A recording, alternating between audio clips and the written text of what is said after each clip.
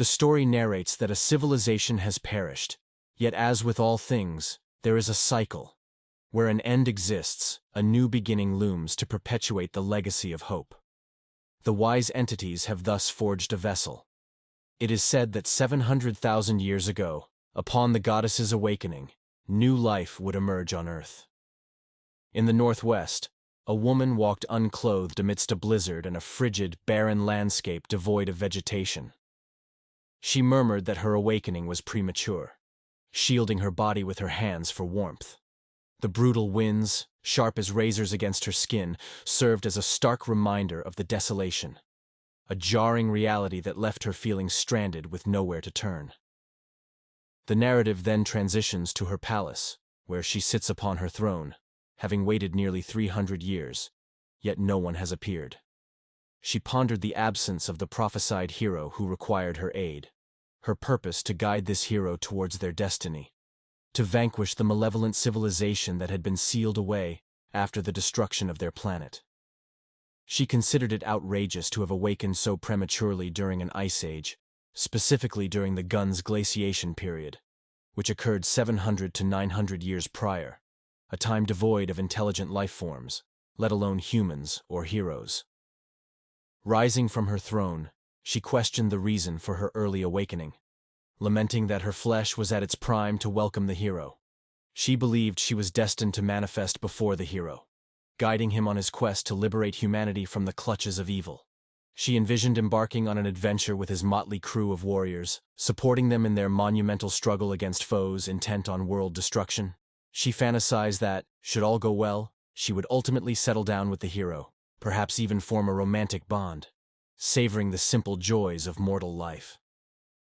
Despite the cliched nature of such a happy ending being out of sight, she remained optimistic, believing that time was on her side, and that all would come to pass if she simply waited. For now, what she yearned for most was companionship, fearing that isolation might drive her to paranoia.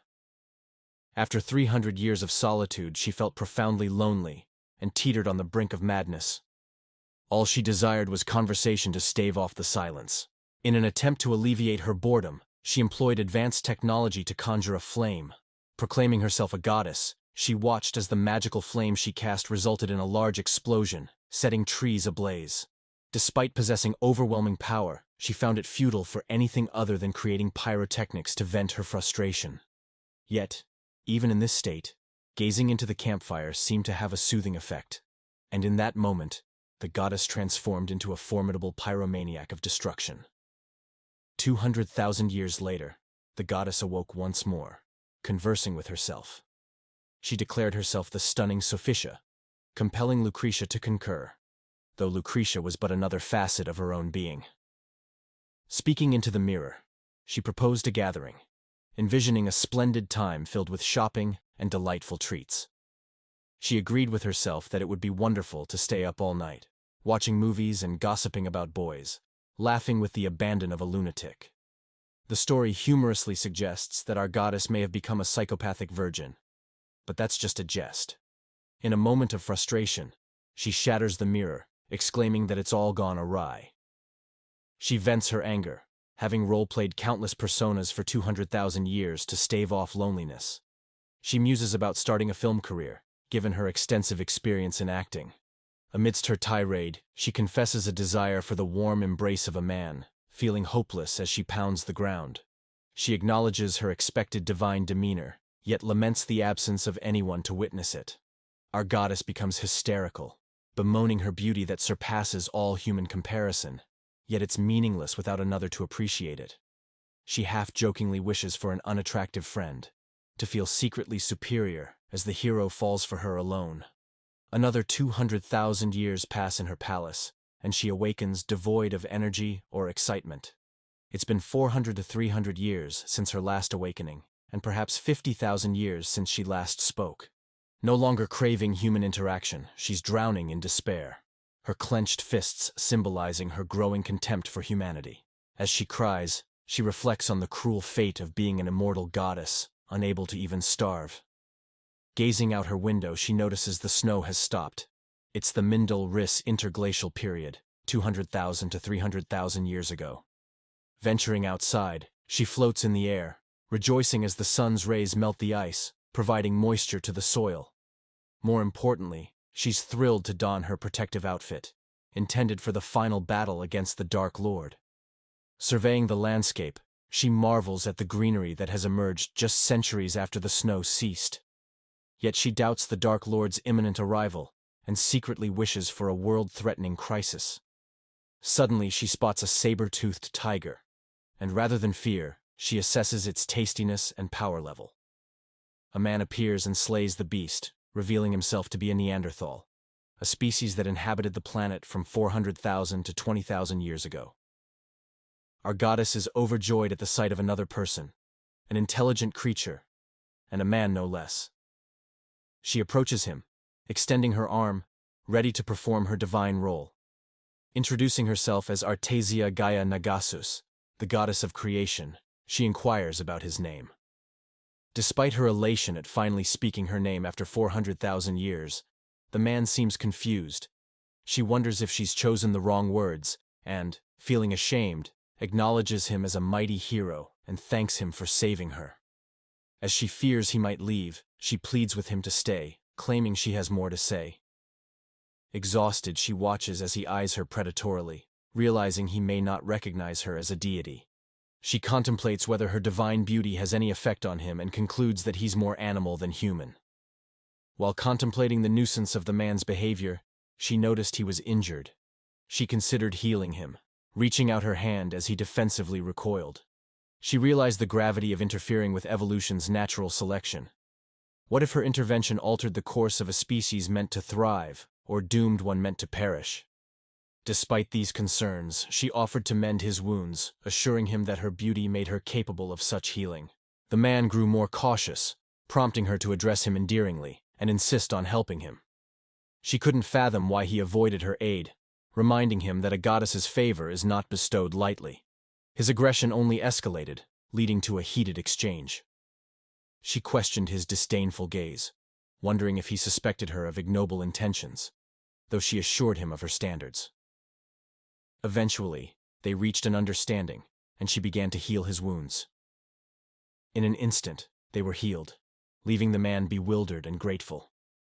She playfully demanded a tribute for her services, but his response was unintelligible, akin to monkey sounds. His sudden move to seize her took her by surprise. He seemed desperate about something. As he sprinted at full speed, she thought to herself, "He is holding me like a princess. This young man has talent." He wasn't exactly a child, but compared to her, who was 5,000 years old, he was indeed quite young. And then they saw a cave. Inside, several Neanderthals gazed in wonder at the goddess who had just arrived. Gaia looked at them and realized this was not a good sign. A Neanderthal girl was gravely injured. She then understood why Captain Cave had brought her there so swiftly. The girl's survival seemed impossible with such a wound. Yet, Gaia felt a twinge of fear, not for the injury itself, but for the Neanderthal girl who suffered it. Of course, our goddess had the power to heal her. As she tended to the girl, Gaia felt conflicted. Was saving her the right decision? Would she be interfering with nature by doing so? The cave captain, worried, placed his hands on Gaia's arms and made a sad face, a silent plea for help. Our protagonist was speechless, just like him, and thought he looked very handsome, akin to a sorrowful dog. The goddess began to doubt her initial reluctance. She reconsidered her stance. Just as he had risked his life to save hers from the saber-tooth, he had also risked his life to save the girl from a fate far worse. She was convinced that no harm could come from rewarding his bravery. Thus, she unleashed her healing powers to their fullest extent. The ancestors of humanity watched the magical radiance, baffled by the spectacle. The girl, who was on the brink of leaving this world, opened her eyes and rose, bewildered, asking what had happened. The onlookers cheered, and our goddess acquired new admirers in that ancient world. She looked back, her face etched with fear, as everyone worshipped and applauded the beautiful lady. "Wait, this isn't what I intended," she would say. The men in the cave acknowledged the goddess as their deity. "This fills me with joy. I am finally revered as a goddess ought to be." The goddess embraced her new followers. The Neanderthals joined the celebration in honor of the goddess. Later, the sound of a massive horn echoed through the stone world. Suddenly, a colossal and fierce mammoth appeared. Its mere footsteps made the ground tremble. The beast bellowed as the Neanderthal village watched cautiously. This all took place 3 years ago, in ancient Eurasia, during the Middle Paleolithic era. Above them, the goddess whispered joyfully, seeing that they were following her teachings. The mammoth was enormous and robust. In terms of stamina, it was in denial. That is, it would exhaust itself if it remained patient rather than impulsive. After she spoke, the mammoth lunged at a Neanderthal. With a single step, the man could have been easily crushed. In the heavens, our sister looked on in desperation, shouting, "You fool! How many times must I tell you? I'll end you myself. Never stand in front of a mammoth!" At that moment, someone threw themselves to the ground and leaped over the mammoth, driving a spear into the creature's eye. Gaia was stunned by the attack, and indeed, that was enough to stagger the mammoth momentarily. Enraged, the animal attempted to strike the tribe's people with its trunk. But before it could act, the Neanderthals cried out to commence the assault and executed a coordinated attack, delivering at least 150 blows, saying, "Farewell, noble mammoth, your memory will endure." And the hero of the hour was him, the valiant captain. His name is Io, an 18-year-old who stands as the mightiest warrior among the Neanderthals. Our goddess flashed a playful grin, filled with joy, pondering whether her training had truly made him so adept. Yet, she harbored concerns about the consequences of her intervention. Surely an entire species of pachyderms wouldn't face extinction because of this, right?